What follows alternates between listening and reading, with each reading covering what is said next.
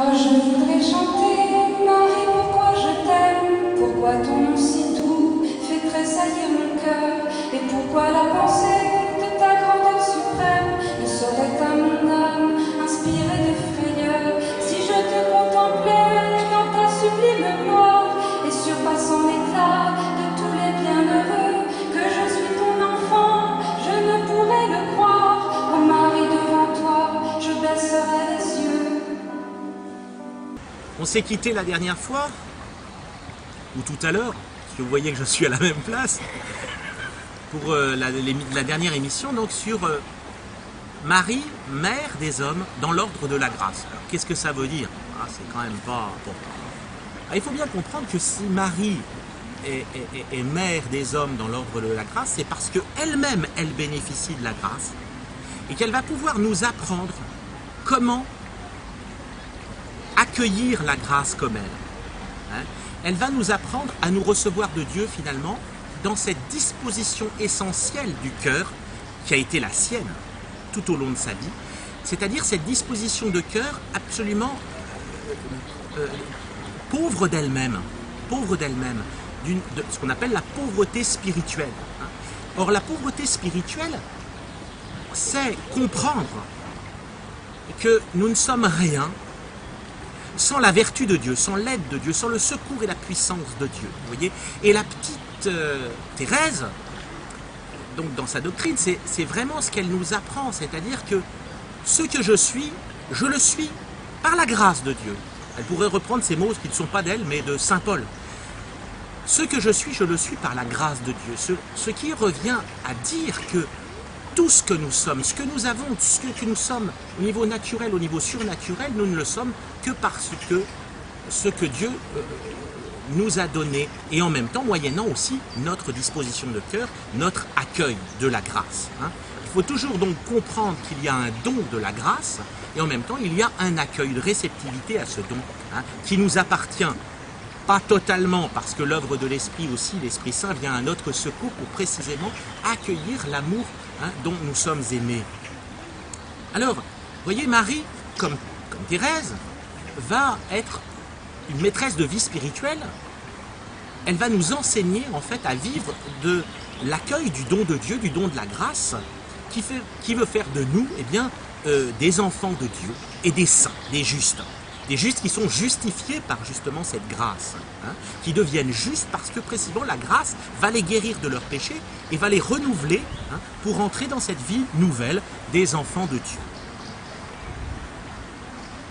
Donc Marie est vraiment pour nous pas seulement une médiatrice de grâce, évidemment elle est comme aux noces de Cana dans le paradis, elle est comme aux noces de Cana, vous connaissez les noces de Cana, ils n'ont plus de vin à un moment donné, c'est donc des noces, et puis il arrive à un moment donné où ils n'ont pas prévu assez de vin.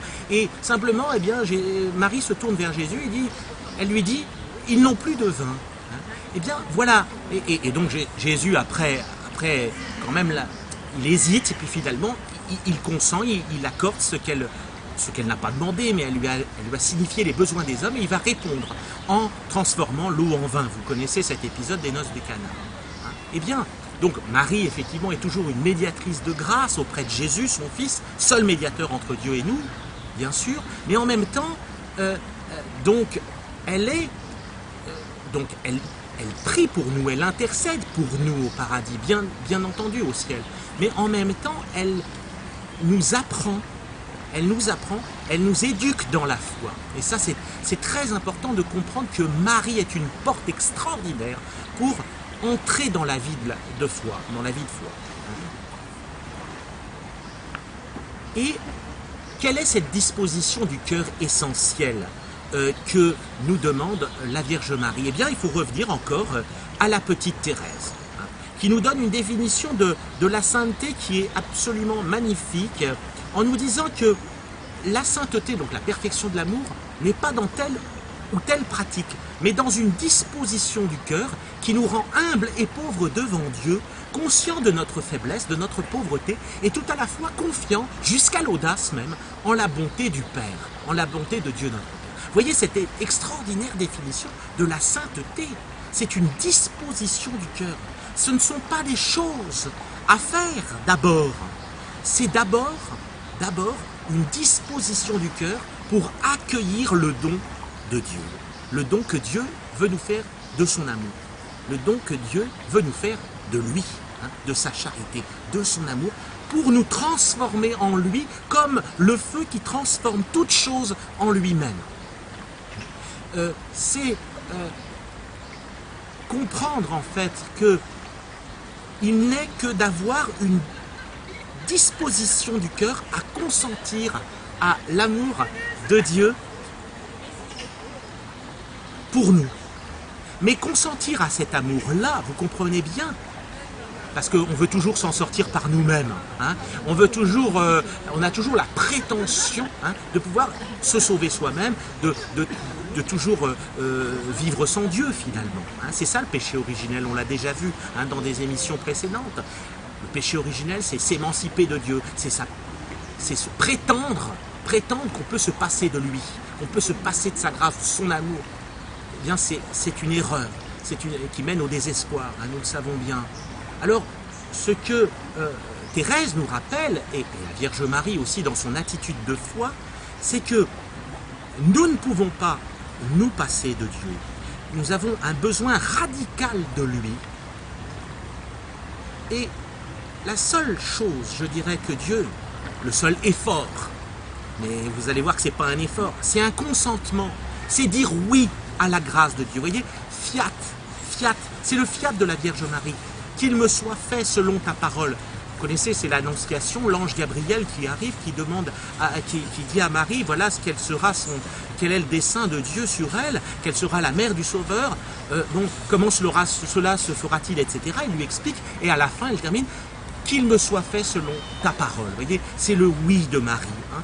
Et Dieu ne nous demande qu'une seule chose, c'est de dire oui à son amour, vous voyez, de dire oui, de consentir pleinement à l'amour qu'il a pour nous, et qui veut nous transformer. Parce que cet amour de Dieu, c'est l'Esprit Saint qui vient en nous et qui va nous transformer, vous voyez, en lui. Hein. C'est pour cela qu'il y a une phrase extraordinaire de Simone Weil, qui est une philosophe juive qui est morte dans les camps de concentration. Philosophe juive, mais qui voulait être baptisée, qui avait une foi chrétienne, enfin croyait à la révélation chrétienne. Elle dit une phrase qui est absolument extraordinaire, qui résume un petit peu ce qu'on vient de dire. Elle dit, il y a dans le salut une facilité bien plus difficile que tous nos efforts. C'est beau, vous voyez. Il y a dans le salut une facilité bien plus difficile que tous nos efforts. Pourquoi c'est... Alors vous voyez, elle joue sur les mots, une facilité mais très difficile. Pourquoi? Cette facilité qui consiste à accueillir finalement le salut, à consentir au salut, elle est difficile pour nous, précisément ce que je vous disais à l'instant, c'est parce qu'on veut se suffire à soi-même. On veut s'auto-suffire, on veut être autosuffisant. Et dans cette autosuffisance, finalement, on manque Dieu, on manque ce rendez-vous d'amour que Dieu nous donne en son Fils Jésus, hein, qui est de consentir pleinement à cet amour qui vient toujours. Donc Dieu a l'initiative, toujours, Dieu a l'initiative première de son amour. Ce n'est pas vous qui m'avez choisi, c'est moi qui vous ai choisi. Ce n'est pas vous qui m'avez aimé, c'est moi qui vous ai aimé et qui va nous donner d'aimer également, hein, qui va nous permettre précisément d'aimer comme lui, il aime. C'est cela le mouvement du salut, vous voyez. C'est cela le mouvement de la rédemption chrétienne, le mouvement, la révélation de l'amour de Dieu, l'amour fou de Dieu pour nous, qui se fait l'un de nous, qui se fait homme, pour que l'homme puisse participer pleinement à la vie de Dieu et même devenir Dieu par participation d'amour. Ça, c'est du Saint Jean de la Croix. Dieu par participation d'amour, par transformation, si vous voulez, d'amour, par la transformation de l'Esprit Saint, l'homme va pouvoir aimer comme Dieu aime. Et là, c'est en cela que consiste la sainteté. Donc vous voyez bien que Marie va, comme la petite Thérèse, et Thérèse à l'école de Marie, je dirais, la petite Thérèse à l'école de Marie, elle va nous apprendre à nous recevoir de Dieu, à recevoir le projet de Dieu pour nous, à recevoir la grâce de Dieu en nous, à recevoir la grâce comme elle l'a reçue, et aussi à la faire fructifier en s'offrant à elle, voyez, en s'offrant à cet amour infini de Dieu qui vient nous rejoindre et qui va nous aussi nous entraîner avec lui pour justement pouvoir nous offrir et nous offrir comme Jésus jusqu'au don de soi, jusqu'au don de la croix. C'est pour cela que Jésus nous donne Marie, voyez, au pied de la croix. Femme, voici ton fils, fils, voici ta mère. Marie est notre mère, elle est enfantée, voyez, elle est enfantée par le Christ, je dirais, sur la croix. Vraiment, comme toute l'Église. Parce que c'est du côté du Christ, hein, du côté ouvert du Christ, que jaillit l'eau vive du salut et que jaillit donc toute l'Église et tous les sacrements. Voyez.